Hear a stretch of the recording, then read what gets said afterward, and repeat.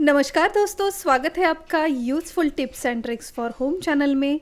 और आज के इस वीडियो में मैं आपके साथ शेयर करने वाली हूँ बहुत ही बेहतरीन घर पर ही बनी हुई इस धूप को बनाने का एक आसान तरीका। और सबसे इम्पॉर्टेंट बात, ये धूप हम बनाने वाले हैं पूजा में इस्तेमाल किए जाने वाले इन फूलों से, जो ऑलमोस्ट सूख गए हैं। और इन सूखे हुए फूलों से आज हम घर पर ही धूप स्टिक बनाने का एक आसान तरीका देखने वाले हैं। आई एम श्योर कि आज की इस वीडियो को देखने के बाद हर कोई पूजा में इस्तेमाल किए जाने वाले इन फूलों का ऐसा इस्तेमाल ज़रूर करेंगे। तो यहाँ पर पूजा में इस्तेमाल किए जाने वाले जो भी फूल आपके पास है वो आप ले लें। सबसे पहले इन फूलों को हमें अच्छी तरीके से ड्राई कर लेना है। तो इन फूलों को आप चाहे तो अच्छी तरीके से धूप दिखाएं। अगर आपके एरिया में धूप नहीं आती है या फिर बारिश का मौसम है, ठंड के मौसम में भी प्रॉपर धूप नहीं मिलती, तो उस रीज़न से अगर धूप नहीं मिल रही है तो आप इन फूलों को सिंपली ड्राई रोस्ट करें। किसी कढ़ाई या फिर पैन में इन फूलों को ले लें और सूखे ही इन्हें अच्छी तरीके से ड्राई करें, ताकि इनमें जो भी मॉइस्चर है वो चला जाए और प्रॉपर क्रिस्पी तरीके से ये सारे फूल हमें मिले। तो कुछ इस तरीके से इन फूलों को मैंने अच्छी तरीके से धूप दिखाकर सुखा लिया है। अब इन फूलों की ये जो पंखुड़ियाँ है, पेटल्स है, इसे हम सेपरेट कर लेंगे।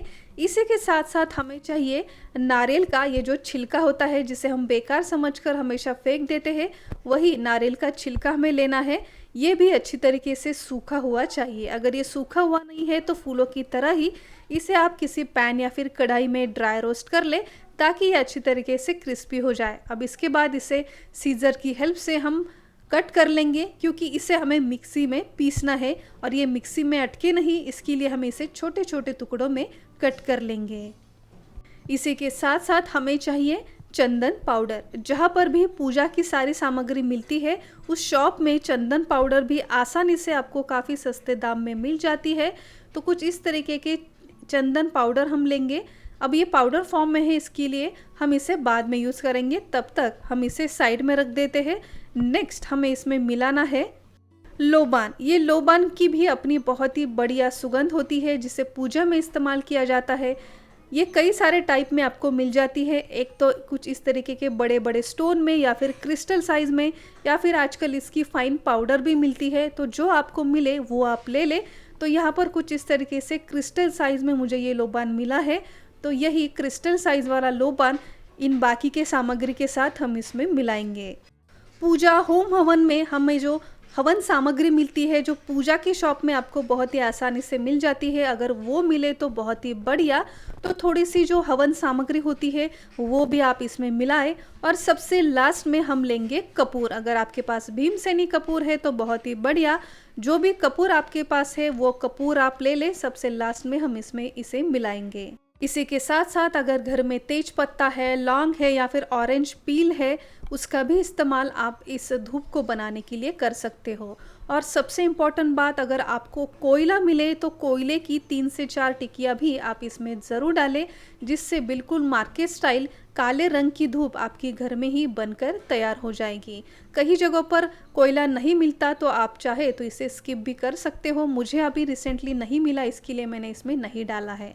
तो अब जो भी चीज़ें हमने यहाँ पर जमा की हुई है, इसे थोड़ा थोड़ा कर कर हम मिक्सी जार में लेकर इसे फाइन पाउडर में ग्रेट कर लेंगे।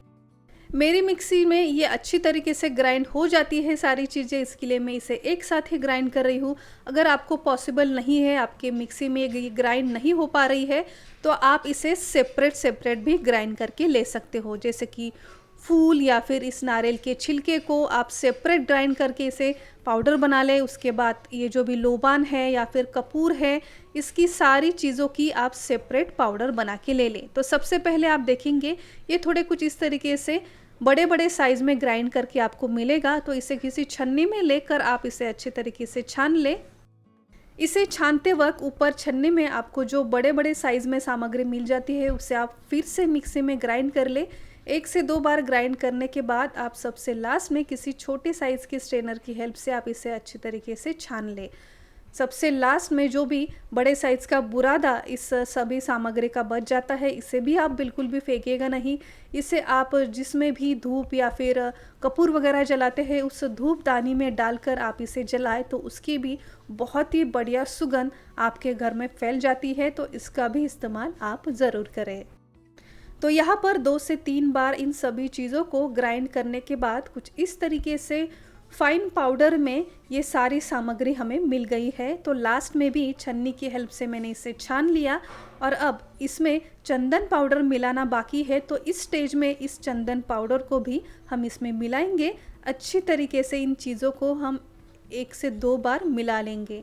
अब ये जो पाउडर है थोड़ी ड्राई फॉर्म में हमें मिली है, इसे अच्छी तरीके से बाइंड करने के लिए हम इसमें डालेंगे घी। तो थोड़ा सा मेल्ट किया हुआ ही मेरे पास घी है, तो इस घी की हेल्प से हम इसे बाइंड करेंगे। तो जितना चाहिए उतना ही घी हम लेंगे। इसका एक आटे जैसा हार्ड डो हमें बनाना है। इसके लिए एक साथ ज़्यादा घी बिल्कुल ना डालें, जितनी रिक्वायरमेंट हो उसी के अकॉर्डिंग आप इसमें घी मिलाएं। इसके साथ साथ कुछ ड्रॉप भी हम इसमें डालेंगे गुलाब जल के। गुलाब जल की भी बहुत ही बढ़िया खुशबू इसमें आती है। तो जितना आपको इसको पतला बनाना है उसी के अकॉर्डिंग इसमें घी और गुलाब जल को आप मिलाएं और बिल्कुल इस वीडियो में दिखाए गए अनुसार ही इसका एक हार्ड डो हम बनाएंगे।